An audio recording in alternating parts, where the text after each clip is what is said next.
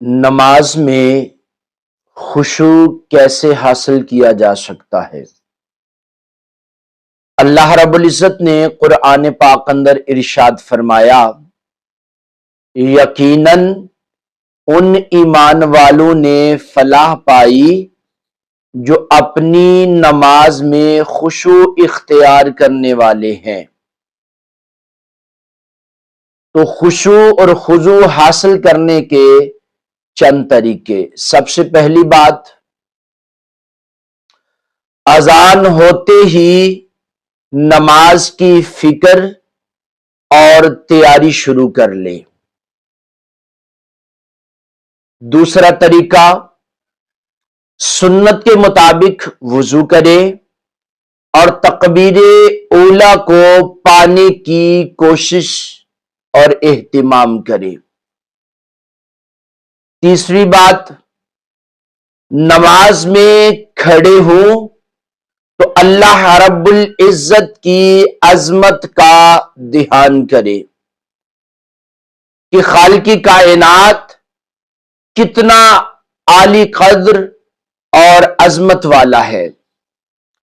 چوتھی بات، نماز کا ہر رکن پورے اطمینان سے ادا کرے، یعنی جب آپ رکوع میں جائیں تو اپنی کمر کو سیدھا کرے، سجدے کرے تو مکمل سجدہ کر کے پھر اٹھے اور دو سجدوں کے درمیان بیٹھے اطمینان سے۔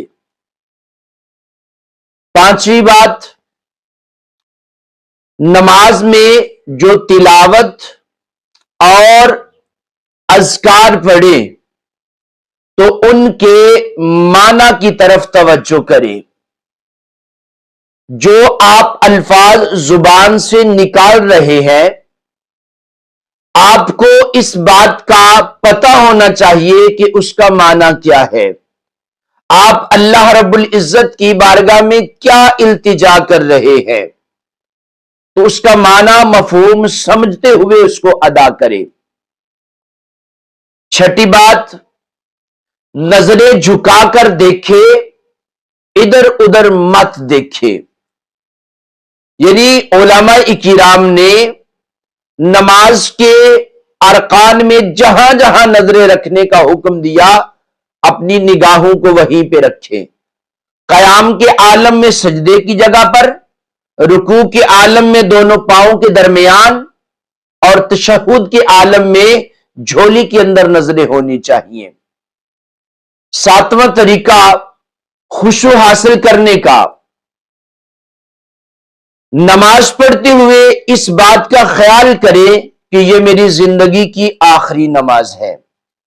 کسی بزرگ سے کسی نے پوچھا کہ آپ نماز کیسے ادا کرتے ہیں؟ کہتے کہ جب میں جائے نماز بچھاتا ہوں تو میں سمجھتا ہوں کہ میرے دائیں طرف جنت ہے، بائیں طرف دوزخ ہے، اور موت کا فرشتہ میرے سر پہ کھڑا ہے، اور یہ میری زندگی کی آخری نماز ہے۔ اس طریقے سے وہ نماز خشوع پیدا کرتے تھے۔ اور آخری طریقہ، نماز کے بعد جلد بازی کی بجائے مسنون دعا اور اذکار کا اہتمام کرے، اور پورے اہتمام کے ساتھ اللہ کی بارگاہ اقدس میں دعا کرے، کیونکہ جلد بازی کی دعا خالق کائنات قبول نہیں کرتا۔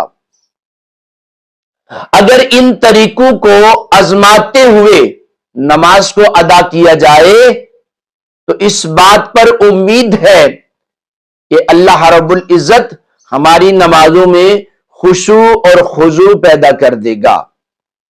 کیونکہ یاد رکھیے گا، میرے آقا نے فرمایا سب سے بڑا چور وہ ہے جو نماز میں چوری کرتا ہے۔ صحابہ اکرام نے پوچھا کہ یا رسول اللہ، یہ نماز میں چوری سے مراد کیا ہے؟ فرمایا اس کے رکوع و سجود کو صحیح ادا نہ کرنا، یہ نماز میں چوری کرنے کے مراد ہے۔